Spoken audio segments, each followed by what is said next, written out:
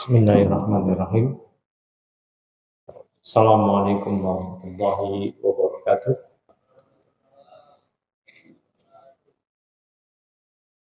Alhamdulillahi hamdan katsiran thayyiban mubarakan fih kama yuhibbu rabbuna wa yardah. Wa asyhadu an la ilaha illallah wahdahu la syarika lah. Wa asyhadu anna Muhammadan abduhu wa rasuluh, amma ba'd. Teman-teman azanullah iyakum, alhamdulillah kita masih diberikan kemudahan oleh Allah tabaraka taala untuk mengikuti kajian kita dari kitab Aqidah Tauhid karya Syekh Shalih Al-Fauzan, masih di pembahasan tentang arkanus syahadatain, rukun syahadat. Ini penting sekali. Kalau sholat punya rukun, wudhu punya rukun, puasa punya rukun, mandi janabah punya rukun, haji umroh punya rukun. Yang apabila rukun tersebut tidak ditunaikan atau tidak dikerjakan secara sempurna, maka batal ibadahnya atau tidak sah ibadahnya. Seorang sholat ibadahnya itu, lihat perhatikan sholat, dia rukunnya tidak terpenuhi, tidak baca Al-Fatihah, tidak takbiratul ihram, tidak sah sholatnya. Orang wudhu tapi dia nggak membasuh. Apa yang wajib dibasuh? Tidak wajib membasuh salah satu aja, tidak membasuh wajah atau kurang sempurna membasuhnya, tidak mengusap kepala atau kurang sempurna dalam usapan ke kepalanya, maka tidak sah wudhunya. Demikian pula dengan syahadat la ilaha illallah yang dengannya kita menjadi muslim, dia memiliki rukun. Ya, rukun dari syahadat dua, nafyu, yang kedua isbat. Yang pertama an-nafyu. Apa itu an-nafyu? Penafian, peniadaan, pengingkaran. Peniadaan, penafian, pengingkaran dari apa? Dari segala yang disembah selain Allah. Ya. Yang kedua rukun syahadat apa? Isbat. Apa itu isbat? Penetapan. Penetapan dari apa? Menetapkan bahwa yang diibadahi hanya Allah. Sekali lagi ya. Jadi rukun kalimat syahadat ada berapa? Dua. Yang pertama apa? An-nafyu. Apa tadi artinya an-nafyu? Peniadaan atau penafian, pengingkaran. Penafian, peniadaan, pengingkaran dari apa? Dari segala yang diibadahi selain Allah. Yang kedua apa? Isbat. Isbat artinya apa?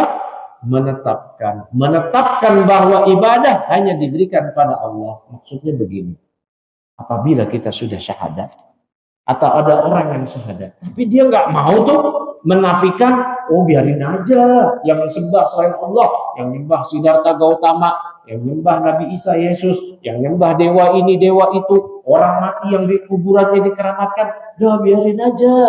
Tidak ada penafian dari peribadatan yang diberikan kepada selain Allah, tidak ada pengingkaran, maka syahadatnya tidak sah. Ya, tidak sah. Atau sebaliknya, dia menafikan peribadatan yang diberikan kepada selain Allah, tapi tidak mau menetapkan ibadah hanya untuk Allah, juga syahadatnya tidak sah.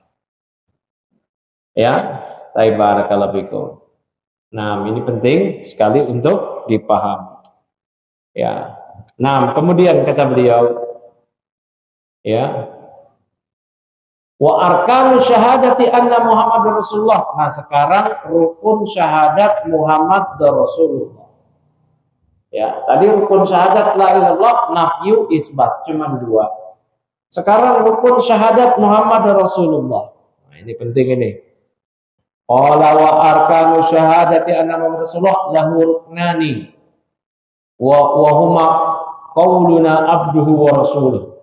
Rukun syahadat Muhammad Rasulullah ada dua rukun, yaitu ucapan kita asyhadu anna Muhammadan Rasulullah abduhu wa rasuluh, yaitu beliau adalah hamba Allah dan rasulnya. Hamba Allah tidak punya hak rububiyah, beliau tidak mencipta, tidak memberi rezeki, menghidupkan, mematikan, tidak memberikan manfaat mudarat, tidak mampu mengatur alam semesta. Tapi beliau Rasul, wajib diikuti, wajib dicintai, wajib diteladani.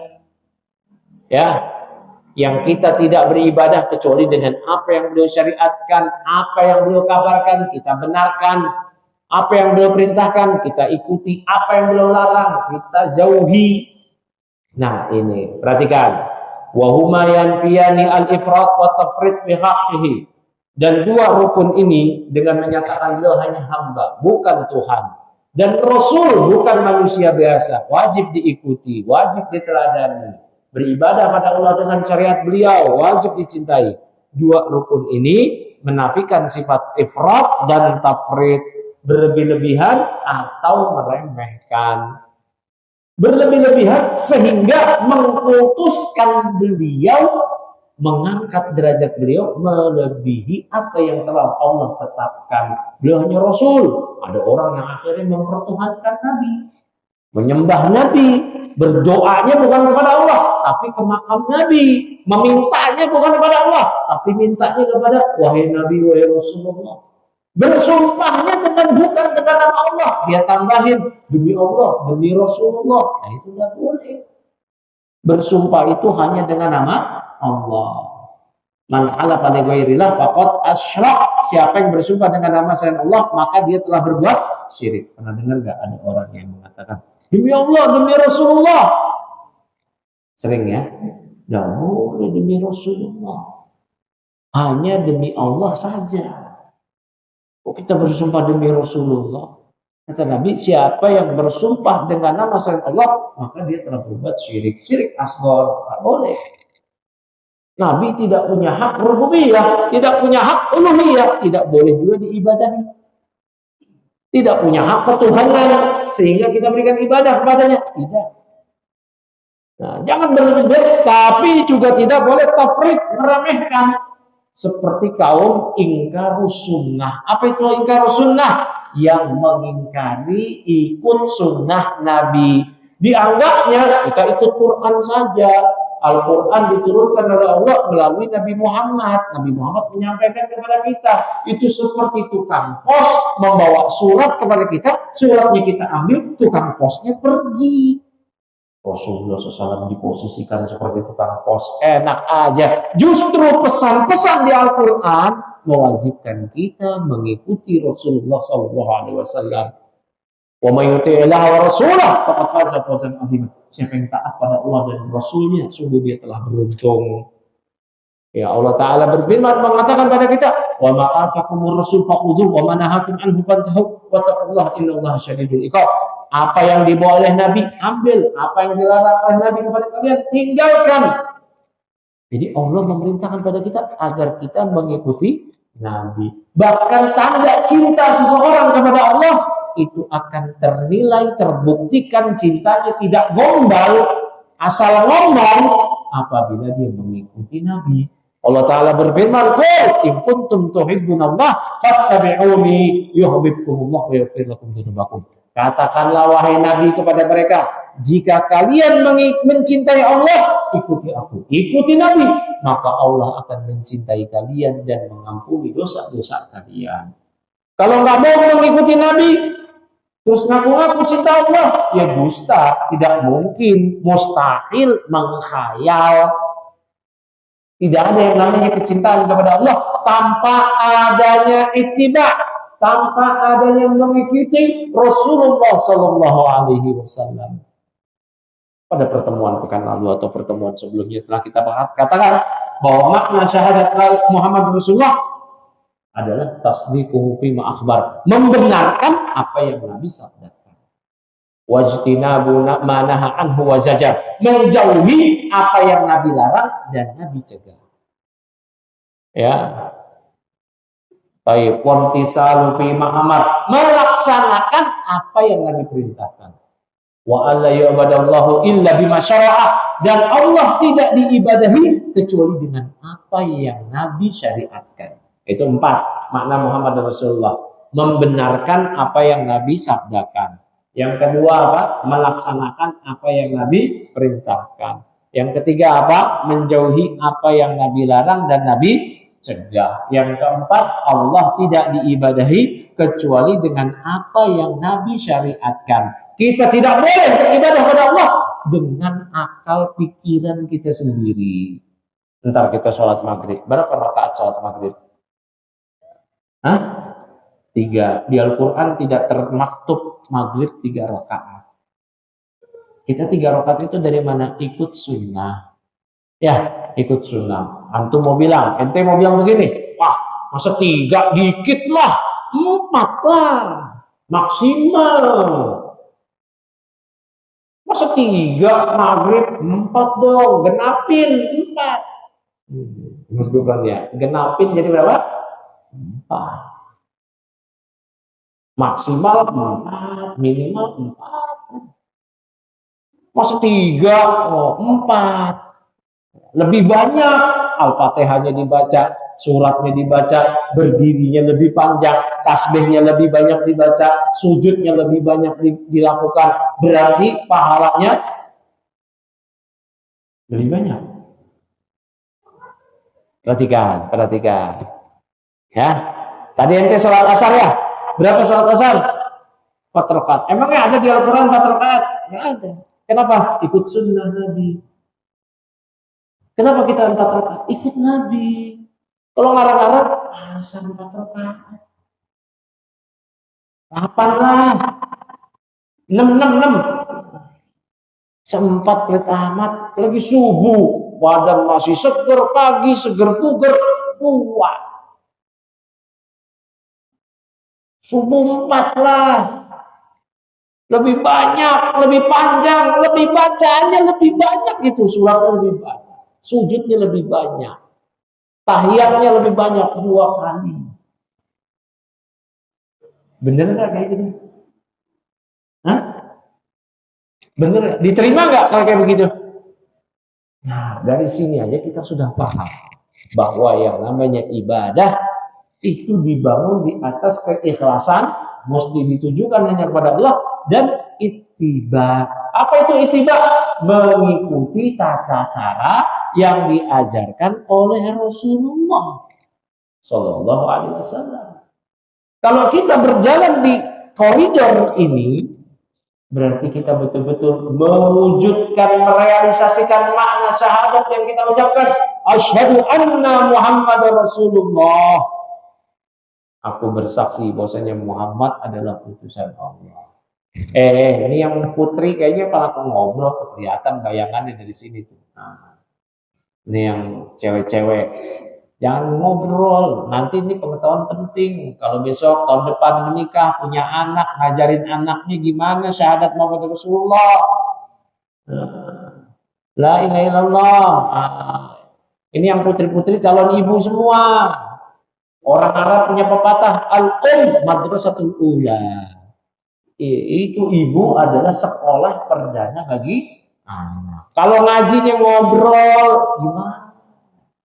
Sekolahnya apaan itu? Ya, ini kan yang putri ini calon istri, calon ibu. Tahu calon istri siapa? Nah, itu ya. Ya, ini kan calon istri, calon ibu. Nah, ayo, yang ikhwan aja tuh yang ngikutin nih. Ya, fokus, tahu pikirannya kemana, matanya sih ke sini. Tahu pikirannya kemana, ke Patrick Kluivert tadi pikirannya. Mikirin Bung Towel. Jangan dipikirin itu, ini lagi kajian, ya fokus. Jangan sampai datang ke sini ditanya lagi rukun la ilaha illallah. Kayaknya tadi pernah denger ya. Lo udah diulang-ulang dari tadi, kayaknya pernah denger ya.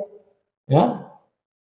Syahadat Muhammad Rasulullah maknanya apa ya? Ini tadi pernah denger deh. Nah ini kalau nggak fokus, ya badannya di pengajian, pikirannya mikirin bola, mending bola yang dipikirin, mikirin cewek. Waduh, gawat. Fokus yang ikhwan, yang akhwat, fokus dulu.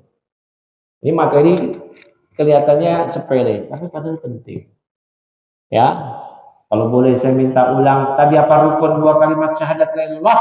Berapa rukunnya? 2. Ya, berapa rukunnya? 2. Apa tadi 2 itu? An-nafyu wal isbat. Apa itu an-nafyu? Penafian. peniadaan, pengingkaran dari ibadah yang diberikan kepada selain Allah. Rukun yang kedua apa? Isbat. Apa itu isbat? Penetapan. Penetapan dari apa? Dari ibadah hanya diberikan kepada Allah.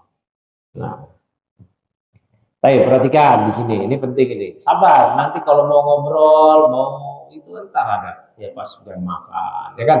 Pas pulang, gampang itu. Ya, sekarang kita waktunya ngaji dulu. Ya. Kemudian ya, bahwa abduhu wa rasuluhu wa huwa akmalul khalqi fi hataini sifataini asyarifatain. Maka beliau adalah hamba Allah dan Rasulnya. Beliau adalah makhluk yang paling mulia, paling sempurna dalam dua sifat yang mulia ini, yaitu dalam penghambaan, beliau adalah hamba, dan dalam Rasul. Wa ma'na al-abdi huna al-mamluk al-abid ay annahu bashar. Makna al-abd di sini maksudnya adalah beliau manusia yang diciptakan. Beliau manusia biasa. Makhlukun mimma khuliqa minhu al-bashar. Beliau adalah makhluk. Ya, dari makhluk biasa yang diciptakan oleh Allah, dari bahan yang sama dengan bahan yang diciptakan manusia yang lainnya. Nabi itu manusia biasa. Ya, sebagaimana firman Allah, "Qul innama ana basyarun mislukum yuha ilayya." Katakanlah wahai Nabi, aku manusia biasa seperti kalian, manusia biasa, nggak punya sifat ketuhanan. Hujan, kemarau bukan di tangan Nabi. Ya, Nabi tidak bisa mengatur, Nabi tidak tahu yang gaib. Ya, yuha ilayya, namun aku diberi wahyu. Berarti beliau bukan manusia biasa. Beliau memang tidak memiliki rububiyah, tidak memiliki uluhiyah, tidak memiliki ketuhanan. Tapi beliau diberikan wahyu. Maka beliau adalah Nabi dan Rasul. Ini yang membedakan beliau dengan yang lain. Ya, maka memposisikan beliau bukan seperti kita memposisikan manusia yang lain di hadapan atau di mata kita.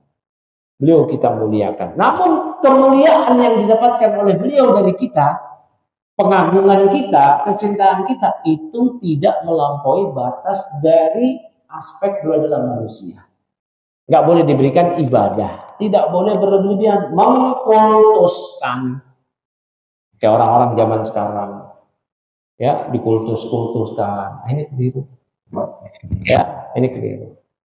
Ya, ada tokoh, ada kiai, ada habib, kemudian dikultuskan. Ya, dikultuskan, masih hidup disanjung-sanjung. Udah mati kuburannya disembah. Tanah kuburannya diambil berebut. Orang-orang ngalap berkah ke kuburannya, ngusap-ngusap kuburannya, cium, nangis, tolak, doa, minta kepadanya. Nah, ini keliru. Pengkultusan melampaui batas. Ini kesyirikan. Kesyirikan. Orang yang kuburannya dikultuskan, itu ketika dia hidup juga dikultuskan. Kebanyakannya begitu. Ini masih hidup nih, dianggap nih wali, bla bla bla bla. Wah, pas meninggal, udah sama. Ya, sama. Kan jarang itu kuburan yang disembah, kuburan yang dipertuhankan, dikultuskan dari orang yang biasa-biasa aja. Nggak ada. Ini kuburan siapa nih? Oh, ini biasa, kuburan orang biasa aja.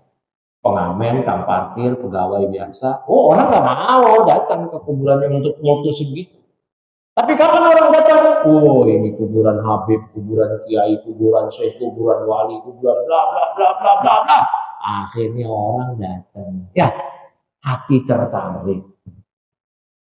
Akhirnya doa di situ. Bahkan dia doa di situ lebih rajin doa di situ daripada doa di masjid. Lebih khusyuk doa di situ daripada doa di masjid. Ini saya nggak main-main ngomong begini, saya sudah survei. Siapa yang survei? Saya langsung datang ke kuburan keramat. Saya tanya, Pak, datang ke sini sering Pak? Ini sering. Ngapain Pak? Saya zikir, doa. Ini kan kuburan Pak. Kenapa nggak di masjid? Dia bilang, saya masih ingat. You nggak tahu, dia ngomong ke saya pakai bahasa you. You kalau ngerti di sini, you akan datang terus ke sini. Hati you akan mendapatkan kedamaian, kekhusyuan. Kenapa nggak ke masjid aja Pak? Di masjid kan Baitullah, rumah Allah. Ini kuburan, rumah mayit. Wah, beda. Ini beliau ini, maksudnya penghuni kubur, dia punya kedudukan, bla bla bla. Oh ini fitnah kubur. Ini, ya. Jadi orang-orang yang dulu di dunia dikultuskan, diagungkan, dianggap bla bla bla bla dari wali lah apalah, udah kuburan. Bahkan sekarang ini banyak kuburan bodong, atau itu kuburan kucing, kuburan orang gila, bahkan kuburan kosong, dibikin aja gundukan, disemenin, dikasih kijing, dikasih tulisan Arab, dikasih kiswah kain, dikasih atap bangunan, dikasih kuncen, ada kotak di situ sunduk peduli kuburan keramat. Ditulis saja ini makam wali, bla bla, hidup tahun sekian sekian sekian. Dibongkar tulang anjing, tulang kucing, zong kosong. Bener nggak? Terjadi nggak? Terjadi kan? Rame kan? Dari belasan tahun lalu kita udah bicarakan ini. Bahkan Syekh Al-Maqrizi di kitabnya Tajridut Tauhid yang disyarah oleh Syekh Shalih Fauzan dalam kitab Ifadatul Mustafid puluhan tahun lalu sudah menulis ini di kitabnya bahwa ini adalah bisnis cari cuan, dan ternyata benar. Benar kan? Disetor itu uangnya ke salah satu tokohnya itu. Tahu kan? Tahuan antum lah pada saya berita-berita begini, ya, yang viral-viral begini. Ya kan, apalagi sekarang di WA, gak usah buka Google lagi, di WA udah ada Mbak Met, bukan Meta, siapa? AI. Kalau dulu kan Mbah Google, sekarang ada Mbak AI. Mbak AI. Ya, antum lebih tahu. Ya ternyata demikian. Kenapa bisa khusyuk ibadah di kuburan, di masjid enggak? Kenapa demikian? Terpedaya oleh setan. Di masjid dia doa, dia zikir, diganggu setan. Di kuburan, ngapain setan gangguin? Sama seperti orang-orang Nasrani, orang-orang Buddha, orang Hindu, dan seluruh pemeluk agama selain Islam. Ketika mereka beribadah di tempat peribadatan mereka, mereka ibadahnya dengan khusyuk, khudu'. Coba lihat orang Nasrani, sampai nangis. Setiap orang Buddha, beliau bertapa, meditasi. Berjam-jam bisa konsen. Kenapa? Setan gak mau ganggu. Ngapain setan gangguin orang udah sesat? Setan berkata satu sama lain, udah biarin, jangan pisahin. Nah, biarin. Akhirnya dia khusyuk dia. Khusyuk nangis. Wah. Lihat itu orang-orang Nasrani, khusyuk ya. Begini, kalau di depan lilin gitu. Wah. Khusyuk. Orang Buddha parah lagi. Dia bertapa. Bisa berjam-jam. Khusyuk. Konsentrasi, pusatkan pikiran bisa. Tapi kita di masjid sholat, baru takbiratul ihram, udah ingat yang lain-lain. Apalagi kalau ntar malam ada bola, timnas. Pikirannya udah kemana-mana itu. Udah pulangnya cepet aja kali ya.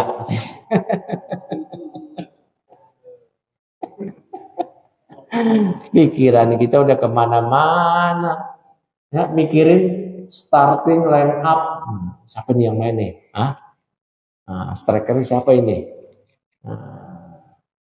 Ini siapa? Biru Baldo Bento apa Bambang Pamungkas? Udah gak ada ya sekarang. Siapa strikernya nih? Beki siapa nih? Mikirin yang itu. Ya, kalau kita sholat di masjid, doa di masjid, zikir di masjid, kita khusyuk, ini dahsyat.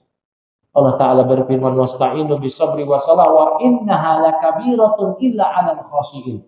Minta tolonglah kepada Allah dengan sabar dan sholat, namun itu berat kecuali bagi orang yang khusyuk. Karena setan tahu kalau kita khusyuk itu dahsyat, mendatangkan pertolongan Allah. Setan mengganggu kita. Setan mengalir di darah-darah kita, sehingga kita yang tadinya berdiri gak gatal, tiba-tiba jadi gatal. Antum coba nih duduk, nggak ada yang gatal, nggak ada yang gatal tadi, nggak ada yang garuk-garuk. Saya lihat, coba pas sholat ada aja gini-gini. Yang nggak ingat, ya, yang nggak ingat di luar sholat, di dalam sholat jadi ingat. Lupa naruh kunci di luar sholat, mana ya? Pas sholat, oh iya. Ini musibah. Ini musibah. Ya, barakallahu fikum. Nah, ini perlu diperhatikan di sini ya. Nah, kita lanjut lagi. Ya, artinya kembali lagi ke permasalahan mengsikapi Rasulullah SAW sosok sebagai nabi dan rasul, juga beliau hanyalah hamba. Tidak ada tafrid, tidak ada ifrat. Tidak ada ifrat berlebih-lebihan mengkultuskan beliau. Tidak ada tafrid meremehkan beliau. Kita mencintai beliau melebihi kecintaan kita kepada siapapun setelah kecintaan kita kepada Allah. Coba perhatikan di sini. Ini di sini nih. Mungkin baru tahu. Mungkin baru tahu. Setelah cinta kita kepada Allah, siapa orang yang paling kita cintai? Ternyata kecintaan kita ini memang lemahnya kita kepada orang tua, kepada anak, kalau dia punya anak, kepada istri, pasangan. Mana cinta kita kepada Rasulullah? Nomor sekian, itu real, nyata. Dan demikian itu ternyata menyebabkan keimanan kita tidak sempurna. Kata Nabi SAW, la yu'minu ahadukum hatta akuna ahabba ilaih min walidihi wan nasi ajma'in. Tidak beriman salah seorang di antara kalian hingga dia menjadikan aku sebagai sosok yang paling dia cintai, melebihi kecintaan dia kepada anaknya dan manusia seluruhnya. Kecintaan dia kepada orang tuanya dan manusia seluruhnya. Tapi ternyata kecintaan kita kepada Rasulullah SAW nomor sekian. Berarti keimanan kita ini gimana? Setelah cinta kepada Allah, cinta kepada Rasul. Cinta kepada anak, istri, pasangan, orang tua, itu nomor sekian. Setelah cinta pada Allah, cinta pada Rasul. Cinta pada agama Islam, amal-amal Islam, baru cinta sama makhluk. Tapi ternyata ada. Ya, apa yang kita lakukan, apa yang kita rasakan, apa yang kita ungkapkan, itu ternyata menunjukkan dengan nyata bahwa kecintaan kita kepada Rasul itu nomor sekian. Nomor sekian. Ya, bahkan ya, kan marak kemarin tuh ada pelecehan terhadap Nabi Muhammad SAW. Kita biasa aja. Tapi giliran orang tua kita dilecehkan atau diri kita dilecehkan, kita marah. Luar biasa. Saya nggak terima diginiin. Saya dilecehkan, keluarga saya dilecehkan. Harga diri saya, keluarga saya dilecehkan, saya nggak terima. Bagus, bagus. Tapi lebih bagus lagi yang pertama dan utama, kalau Rasulullah SAW dilecehkan, dia harus lebih marah dari kemarahan yang dia lakukan, yang dia ungkapkan kemarahannya ketika dirinya dan keluarganya dilecehkan. Karena kehormatan Rasul itu lebih tinggi daripada kehormatan diri dia sendiri. Karena kecintaan kepada Rasul harus lebih tinggi daripada kecintaan terhadap diri dia sendiri atau keluarganya atau siapapun orang yang dicintainya. Ada orang kayak begitu. Rasul dihina, sabar. Rasul nggak butuh pembelaan. Ya, biarin aja. Giliran diri dihina, marah. Ini menunjukkan bahwa kecintaan dia kepada Rasulullah SAW itu di bawah kecintaan dia kepada keluarga dia atau diri dia. Buktinya itu dia. Dua-duanya dilecehkan, Rasulullah SAW dilecehkan atau diri dia dilecehkan, berbeda responnya. Yang respon ini merupakan akibat dari kecintaan yang berbeda. Cinta sama Rasul biasa saja, cinta sama diri sendiri atau keluarga luar biasa. Tahu nggak sih? Ya. Rasul dihinakan, kita diam. Terus kita gimana? Marah? Iya, wajib marah. Marah doang kok gratis. Ini marah yang berpahala. Marah yang lain itu nggak berpahala. Bahkan ada perintah Nabi, la taghdab, jangan kamu marah. Walakal jannah, kamu bisa dapat masuk surga bahkan. Tapi kalau nggak marah, Rasul dihinakan, Rasul dilecehkan, Rasul diolok-olok, kita nggak marah, nggak ada iman. Nggak ada iman. Rasul dilecehkan, Rasul diolok-olok, kita marah.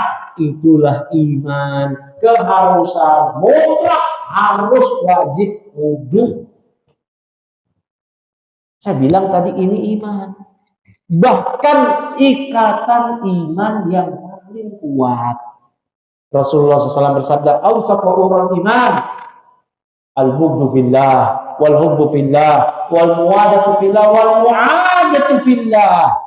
Tali keimanan yang paling kuat, yang paling kokoh adalah apa? Marahnya itu karena Allah. Cintanya itu karena Allah. Loyalitas berpihak karena Allah, bermusuhan karena Allah. Marah karena Allah, marah yang berpahala. Marah yang lain nggak berpahala. Ini marah yang merupakan tanda keimanan. Kalau Rasul diledek, Rasul diolok-olok, kita diam aja. Coba diintrospeksi, berapa kali Rasulullah SAW diledek? Zaman sekarang apalagi, di mana orang-orang yang kurang ajar di era media sosial ini, mereka mengekspresikan kebencian mereka kepada Rasulullah SAW dengan olok-olok, cacian, makian, dan yang lainnya yang mereka sebar. Mereka viralkan, sehingga hati kita tercabik-cabik karenanya, marah karenanya, darah mendidih. Ini baru tepat. Mendidih darah saya, itu tepat. Tapi kalau diri kita dihina, kita marah, Rasul dihina, kita tidak marah, berarti diri kita, di mata kita, itu lebih mulia, lebih agung dibandingkan Rasulullah SAW. Mau nggak mau demikian, ya nggak? Diri kita diledek, kita marah, Rasulullah SAW diledek, kita diam. Berarti diri kita lebih mulia di mata kita dibanding Rasulullah SAW. Itu lawazimnya. Konsekuensinya. Demikian. Nah,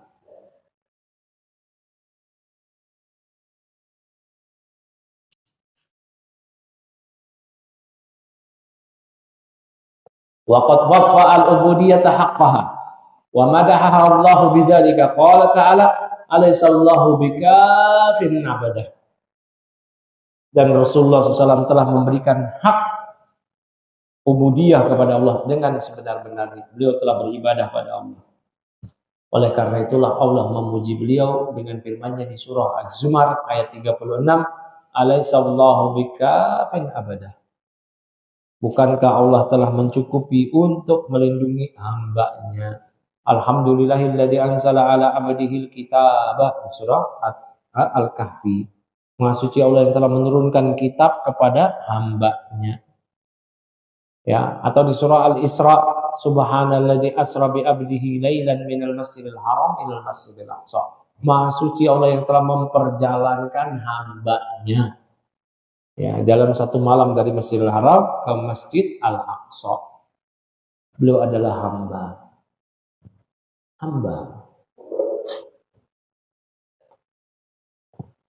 Tidak punya sifat uluhiyah, ketuhanan. Tidak diibadahi. Tidak punya sifat rububiyah. Rezeki bukan di tangan beliau. Kematian, kehidupan bukan di tangan beliau. Manfaat, mudarat bukan di tangan beliau. Pengaturan alam semesta bukan di tangan beliau. Bahkan beliau tidak mengetahui yang gaib. Ya, beliau tidak mengetahui perkara gaib. Taib barakallahu fikum. Kemudian rukun yang kedua, war rasul, bahwa beliau adalah rasul biasa. Ya. Beliau adalah rasul biasa. Artinya apa? Al-mab'us ila an-nasi kafatan. Beliau hanyalah orang yang diutus kepada manusia seluruhnya. Bida'wati ila Allahi basyiran wa nadhiran. Ya, dengan menyeru berdakwah kepada mengajak manusia kepada Allah sebagai pemberi kabar gembira dan pemberi peringatan. Perhatikan, beliau adalah utusan yang Allah utus untuk seluruh manusia.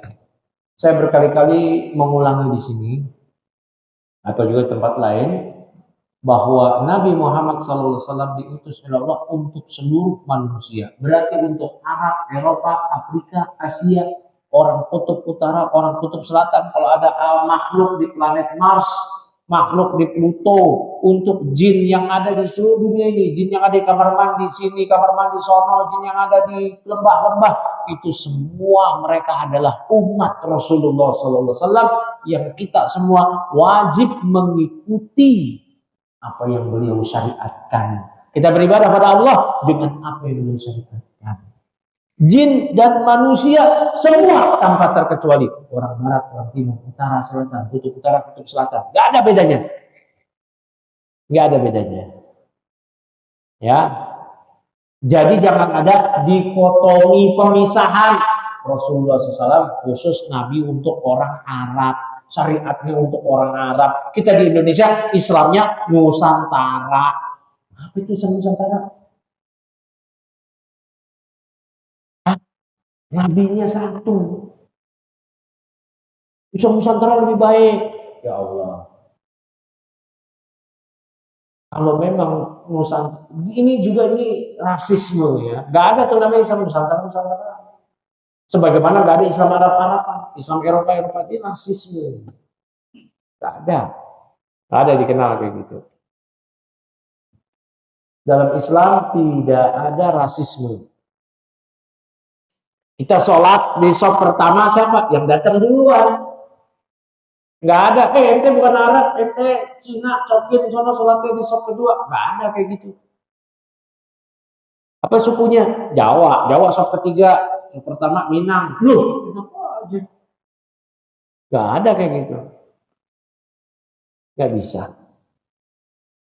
Ya, inna akramakum indallahi atqakum. Yang paling mulia di sisi Allah bagi kalian ini adalah yang paling bertakwa.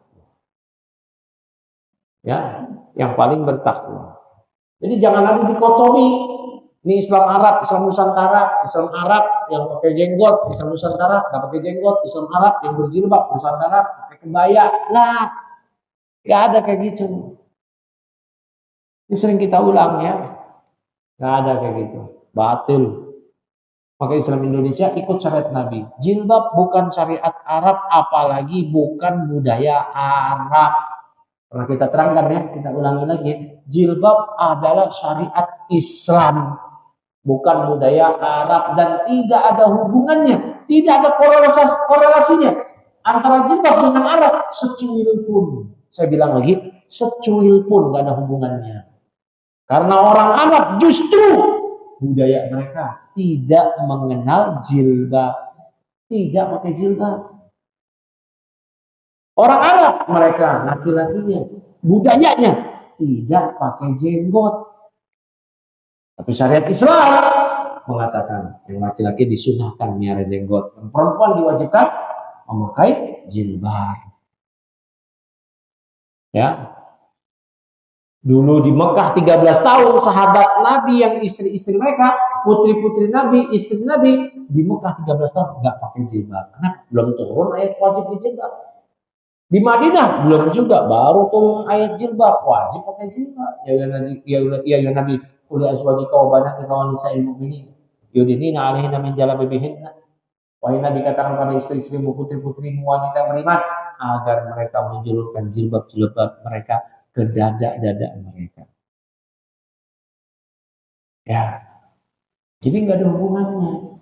Di Arab nggak kenal jilbab, jenggot juga demikian. Jadi jangan ada dikotomi seperti itu. Ya. Oh, kok kalau haji umroh ke Mekah, dan memang Allah udah pilih begitu nabinya di Mekah. Kalau Allah tahu Indonesia ini, Nusantara ini yang lebih baik, Allah utus nabinya ada di sini, di Indonesia. Tapi Allah tahu, Allah yang tahu, sehingga nabinya Allah utus di tanah Mekah, soalnya di Arab, bukan di Indonesia. Ya, barakallahu fikum.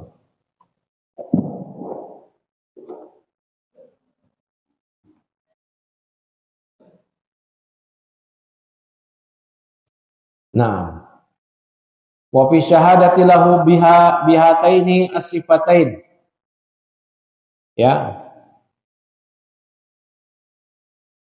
Maka pada syahadat dengan dua hal sifat tadi, ya,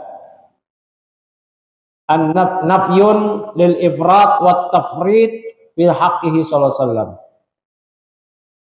Ya. Maka persaksian untuk Rasulullah SAW dengan dua sifat ini, ya, itu menafikan, meniadakan ifrat dan tafrid. Ifrat berlebihan pada Nabi dan tafrid meremehkan Nabi. Ya, kita nafikan hal tersebut. Ya. Fa inna katsiran mimman yadda'i annahu min ummatihi afrata fi haqqihi wa ghala fihi. Karena banyak orang yang mengaku sebagai umat Nabi ternyata berlebihan terkait Nabi, mengkultuskan, gulu. Hatta rafahu fauqa martabatihi al-ubudiyyati ila martabati al-ibadati lahu min dunillah. Hingga mereka mengangkat Nabi di atas kedudukan, ya, kedudukan apa? Ubudiyah. Beliau hanya seorang hamba, diangkat ibadah, diberikan ibadah. Ya, ini keliru. Fastaghasa bihi min dunillah. Akhirnya mereka istighosah kepada Nabi, bukan istighosah pada Allah. Padahal Nabi sudah wafat. Wa talaba minhum ma la yaqdiru alaihi illa Allah. Meminta kepada Nabi suatu hal yang tidak ada yang mampu mengabulkan permintaan tersebut kecuali Allah. Ya, min qada'il hajati wa tafrijil qurbati wa al-ba'du al-akhar jahada risalatahu wa awfarrata fi mutaba'atihi. Ya. Nah, kemudian, ya, dia minta kepada Nabi hal-hal yang tidak ada yang mampu melakukannya kecuali Allah, berupa minta agar hajatnya ditunaikan, dihilangkan kesulitan. Tapi di pihak lain orang, ya, wal ba'du al-akhar, namun sebagian orang lain jahada risalatahu. Ya, ternyata mereka menentang, ya, mengingkari kerasulan Rasul, au farrata fi mutaba'atihi, menganggap remeh mengikuti Rasul, wa tamada 'alal ara'i wal aqwal wal mukhalifati lima ja'a bih. Mereka malah bersandar kepada akal-akal mereka sendiri, pendapat mereka sendiri, ya, untuk menyelisihi apa yang dibawa oleh Nabi, wa ta'assafa fi ta'wili akhbarihi wa ahkamihi, serta memaksakan diri mentakwil hadis-hadis dan hukum syariah. Ya. Kemudian yang kedua, syurutus syahadatain, syarat-syarat dua kalimat syahadat. Ya. Syarat kalimat pertama, syahadat pertama, la ilaha illallah. La budda min fi syahadati la ilaha illallah min sab'ati syurut. Ya, harus ada 7 syarat yang terwujud dalam dalam syahadat la ilaha illallah. La tanfa'u qailaha illa bijtima'iha. Ya. Yang tanpa syarat-syarat syahadat ini, maka syahadat tidak akan memberikan manfaat bagi orang yang mengucapkannya, kecuali dia mesti merealisasikan 7 hal ini. Wa ala hadza sabilil ijmal. Wa hiya ala sabilil ijmal, secara global 7 syarat la ilaha adalah ilmu, al-munafi lil jahli, yang menafikan kebodohan. Jadi kalau mau bersyahadat harus tahu dulu makna syahadatnya itu apa. La ma'budu bihaqqin illallah. Tidak ada yang berhak ibadah dengan benar kecuali Allah. Yang kedua apa? Al-yakin al-munafi lisyak. Harus yakin, yang menafikan keraguan. Jangan ragu. Jangan ragu. Apa iya ya? Hanya Allah yang berhak diibadahi. Kali ada yang lain. Ini ragu. Kufur ini bisa. Asalis al-qabul al-munafi lirrad. Yang ketiga, dia menerima syahadat tersebut yang menafikan penentangan, penolakan. Rabi al-inqiyad al-munafi litark. Yang keempat yaitu inqiyad, patuh yang menafikan meninggalkan, tidak patuh. Yang kelima al-ikhlas al-munafi lisyirki. Harus diucapkan dengan ikhlas yang menafikan kesyirikan. Ya. As-sabi yang ketujuh al-mahabbah al-munafiyatu lididdiha wa huwa al-baghdha. Itu harus ada mahabbah, kecintaan kepada Allah yang menafikan ya kebencian. Nah, cukup dulu kali ya sampai nunggu maghrib. Maghrib jam berapa? Jam 6 apa jam? Hah? Oh masih lama. Saya pikir ini masih lama. Terus. Afwan. Saya pikir pukul 5:07 gitu. Nah sekarang yang pertama nih, syarat yang pertama al-ilmu. Syarat syahadat la ilallah yang pertama al-ilmu. Kita harus tahu. Al-ilmu bimaknaha al-muradi minha wa ma tanfihi wa ma tusbituhu. Ya. Yaitu ilmu akan makna la ilaha illallah. Ya. Maksudnya apa? Apa yang dinafikan dan apa yang ditetapkan. Ya. Nah, yang dinafikan adalah kebodohan, ketidaktahuan. Maka harus tahu makna la ilallah. Makanya teman-teman, kalau ada orang datang ke saya bilang, "Ya, Pak Ustadz, saya mau masuk Islam." Ini nggak sering datang ke saya, tapi pernah berapa kali sampai saya lupa, tapi nggak sering. Dan perhatikan, bukan saya yang ngajak dia masuk Islam. Tapi apakah dia datang sendiri atau diantar orang? Bukan saya yang ngajak dia dari gereja atau saya bukan. Yang salah paham. Bukan, dia cuma minta dibimbing. Sebelum membimbing, saya selalu mengajari makna la ilaha illallah. Saya kasih tahu rukun yang wajib dipenuhi. Supaya agar dia bisa betul-betul mewujudkan kalimat syahadat ini. Karena banyak orang, ada bahkan kalangan pesohor, selebritas, yang dia non-Islam, kemudian login dia masuk Islam. Setelah dia masuk Islam, keyakinan dia sama aja dengan sebelumnya. Dia dulu Nasrani, masuk Islam, terus dia jadi pluralis. Dia bilang semua agama benar. Berarti syahadat yang diucapkan selama ini tidak bermanfaat secuil pun. Kenapa? Ketika dia mengatakan semua agama benar, di saat itu batal Islamnya. Kenapa? Karena rukun yang pertama tadi apa? An-nafyu, penafian. Harus meyakini, meniadakan, mengingkari semua peribadatan yang diberikan kepada selain Allah, batil kita tiadakan. Semua agama yang selain Islam, batil. Semua pemeluk agama selain Islam, kafir. Semua penyembah kepada peribadatan yang diberikan pada selain Allah, kufur, kafir.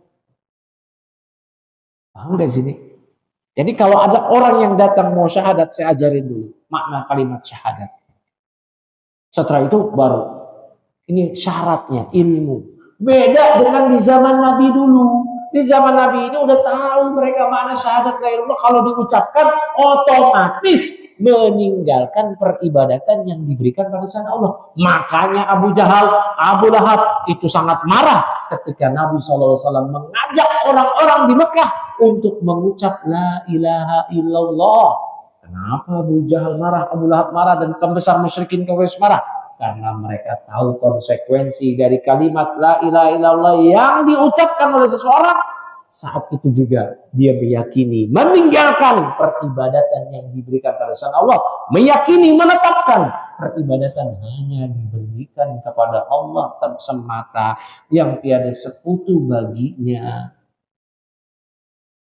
Ya, jadi kalau ada yang mengucap syahadat la ilaha illallah, kasih tahu. Ente mau login, nah ini kasih tahu rukunnya, begitu. Ya, mungkin dia mau masuk Islam karena nggak apa-apa, misalkan begini, ya. Ada cowok nonis senang sama cewek muslimah. Cewek muslimahnya bilang, kamu kalau mau sama saya masuk Islam. Ya udah deh, ayo, saya mau. Untuk menghindari jebakan Batman, tahu jebakan Batman? Tahu nggak? Ini yang paling berbahaya nih. Pura-pura masuk Islam, kemudian setelah berumah tangga sama si perempuan, perempuannya hamil, perempuannya punya anak, perempuannya bucin ke suaminya balik lagi ke agama Kristennya, ke agama semula, mengajak dia kalau enggak cerai.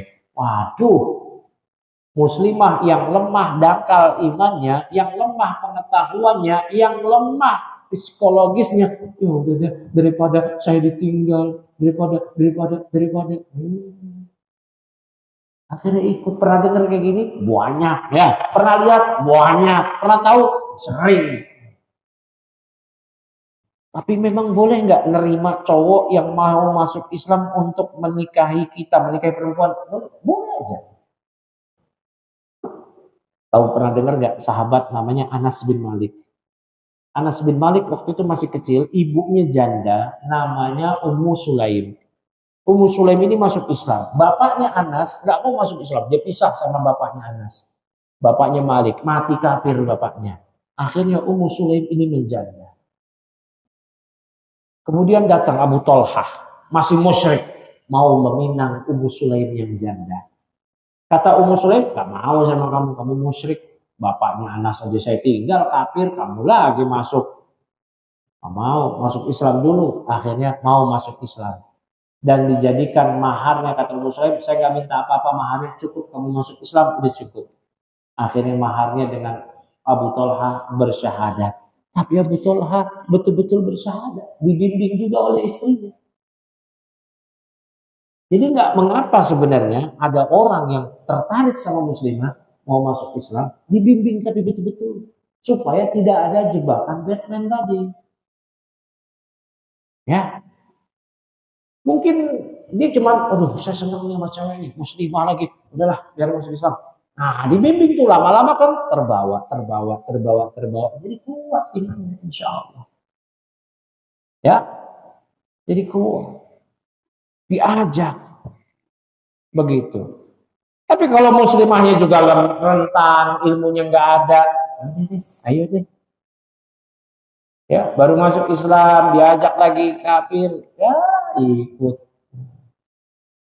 Tapi muslimah ya, perhatikan teman-teman akhwat, ya, yang muslim banyak, ngapain nama yang cowok yang nonis, Islam, capek ngebimbingnya, mendingan dibimbing daripada membimbing. Kalau cowoknya baru masuk Islam, mana baru disunat lagi, ya, kan begitu. Capek ngebimbingnya, mendingan dibimbing. Ya, perempuan, coba jujur, enakan membimbing apa dibimbing? Membimbing, enakan dibimbing. Ya, udah nih, sama cowok muslim banyak. Ini di depan saya jomblo-jomblo terlantar banyak. Gila ya, jomblo-jomblo terlantar. Ya, sama muslim aja. Jangan gampang membuka diri kepada pria kafir. Perhatikan ya. Jangan pernah jatuh cinta sama non muslim, jangan. Aib. Gak boleh, enggak. Jangan. Muslim yang buruk rupa itu lebih mulia, lebih mantap, lebih top dibanding kafir yang tampan luar biasa. Catat. Sebaliknya juga nih, yang ikhwan, muslimah, ya, yang apa? Yang nggak cantik. Jangan bilang jelek. Parah nih Mas Yuda nih, yang nggak cantik. Itu lebih mulia, lebih top dibandingkan kafir yang cantik jelita. Ini yang muslimah diperhatikan nih. Ini ada cowok nih, muslim, ya burik katanya. Rada-rada burik. Tapi pilihannya ini muslim yang burik atau cowok kafir yang tampan, ganteng. Pilih yang mana? Masa mat kafir yang ketampanan akan pudar. Hah? Mendingan muslim tampan, kan pilihannya cuma dua, muslim burik sama kafir ganteng, nggak ada pilihan ketiga. Mendingan ntar juga begini ujung-ujungnya, pilih muslimah yang nggak cakep apa kafir yang cakep, pilih muslim yang cakep, pasti begitu. Hah? Nggak nikah, wah, nggak nikah, mau jadi pastor. Naudzubillah, nikah lah. Nikah. Kalau nggak nikah itu, ini nggak nikah ya. Kalau sekarang mungkin yang baru-baru nggak nikah mungkin karena terikat kontrak ya. Tapi kalau udah itu nikah aja. Kalau sudah nggak ada belenggu, nggak ada itu nikah. Kalau nggak itu ciri-ciri. Ciri-ciri apa? Ya tahu sendirilah. Umar bin Khattab pernah ketemu pemuda yang kuat. Kata Umar, kamu udah nikah belum? Belum. Kata Umar bin Khattab, hah, kamu belum menikah? Innahu la yamnauka minan nikah illal ajz awil fujur. Ini nggak ada yang mencegah kau untuk nikah kecuali kamu ini lemah syahwat atau kamu melampiaskan syahwat di tempat yang haram. Saya normal kok nggak nikah. Wah, ini kalau nggak paling main onani nih. Hah? Atau melampiaskan di tempat yang haram, karaokean, MLC, panti pijet, main pelacur, berzina, itu aja udah. Saya nggak zina, saya nggak syahwatnya masih normal, terus kenapa nggak nikah? Pilihan ketiga, pilihan ketiga lebih ngeri lagi, yaitu nggak suka wanita, sukanya ini. Naudzubillah, jangan ya. Makanya yang udah nggak ada penghalang, dan nikah aja. Bismillah. Ya, kalau udah nggak punya penghalang, masih belum mau nikah juga, udah dibadalin sama Pak Bayu. Hah? Bisa begitu dibadalin. Ya. Nah, yang muslimah juga begitu. Pilihannya kalau ada laki-laki yang burik muslim, ganteng kafir, jangan bilang ganteng muslim, pilihannya cuma dua. Ganteng akan pudar. Ya. Oh gitu ya.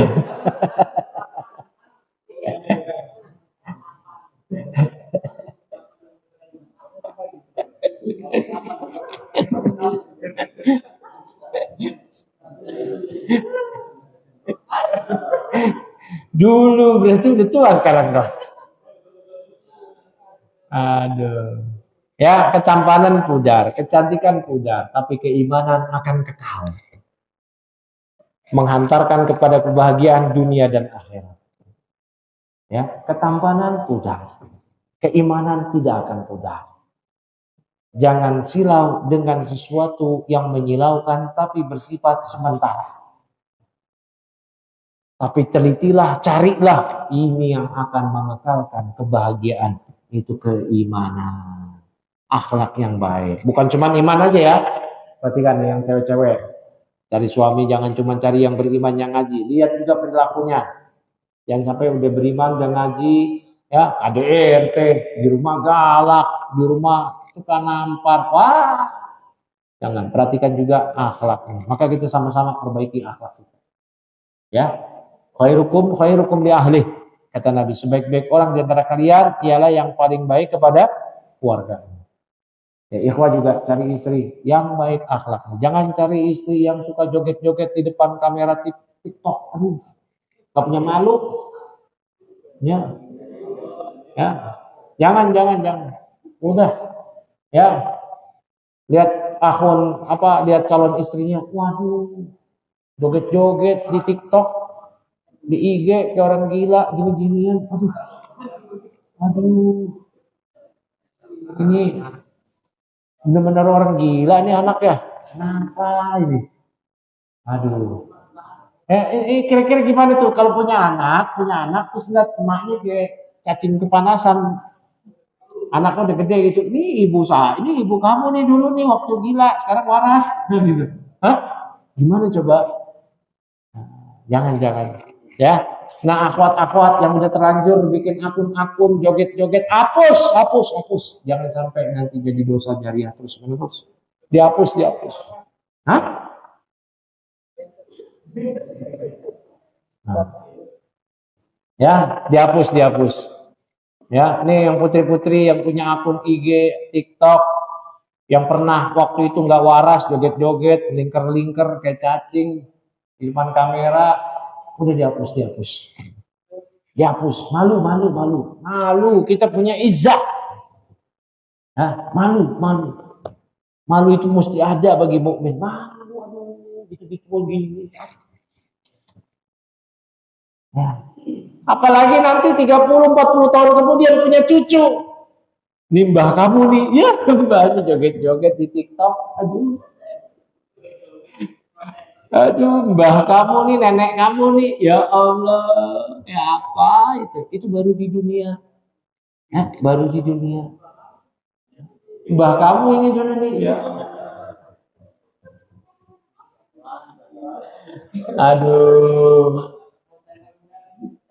Aduh, malu ya, malu. Mesti punya rasa malu. Jangan terpedaya dengan apa yang viral sekarang. Oh, ini biasa kok viral. Malu. Nanti jejak digital itu malu. Ya. Jejak digital itu, waduh. Apalagi zaman era sekarang, cucunya ntar cari itu nama kakeknya siapa? Gupron. Ya. Di TikTok. Waduh.